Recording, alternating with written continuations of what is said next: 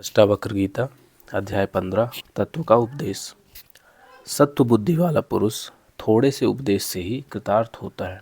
असत बुद्धि वाला पुरुष आजीवन जिज्ञासा करके उसमें मोह को ही प्राप्त होता है। विषयों में विरसता मोक्ष है,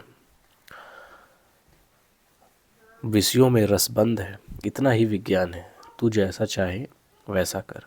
यह तत्वबोध वाचाल, बुद्धिमान और महाउद्योगी पुरुष को गूंगा, जड़ और आलसी कर जाता है। इसलिए भोग की अभिलाषा रखने वालों के द्वारा तत्वबोध त्यक्त है। तू शरीर नहीं है, न तेरा शरीर है।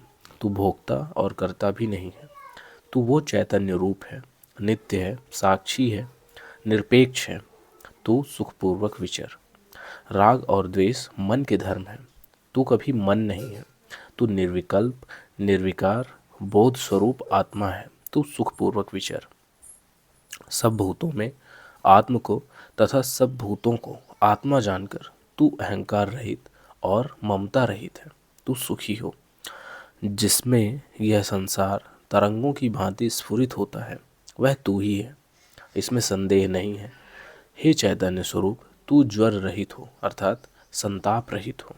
हे तात, श्रद्धा कर, श्रद्धा कर, इसमें मोह मत कर। तू ज्ञान स्वरूप, भगवान स्वरूप आत्मा है तथा प्रकृति से परे है। गुणों से लिप्त यह शरीर रखता है, आता है और जाता है, किंतु आत्मा न जाने वाला है न आने वाला। इसके लिए क्यों सोच करता है? देह चाहे कल्प के अंत तक रहे, चाहे वह अभी चली जाए। तुम चैतन्य रूप वालों की कहाँ वृद्धि है, कहाँ नाश है। तुझ अनंत महासमुद्र में विश्व रूप तरंग अपने स्वभाव से उदय और अस्त को प्राप्त होती है, किंतु न तेरी वृद्धि है न नाश है। हे तात, तू चैतन्य रूप है।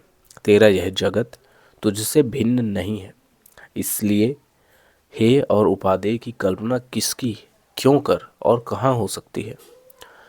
तुझ एक निर्मल, अविनाशी, शांत और चैतन्य रूप आकाश में कहाँ जन्म है, कहाँ कर्म है और कहाँ अहंकार। जिसको तू देखता है उसमें एक तू ही भासता है। क्या कंगना, बाजूबंद और नूपुर सोने से भिन्न भासते हैं? यह मैं हूँ, यह मैं नहीं हूँ, ऐसे विभाग को छोड़ दे। सब आत्मा है ऐसा निश्चय करके तू संकल्प रहित हो, सुखी हो। तेरे ही अज्ञान से विश्व है, परमार्थतः तू एक है। तेरे अतिरिक्त कोई दूसरा नहीं, न संसारी और न असंसारी है।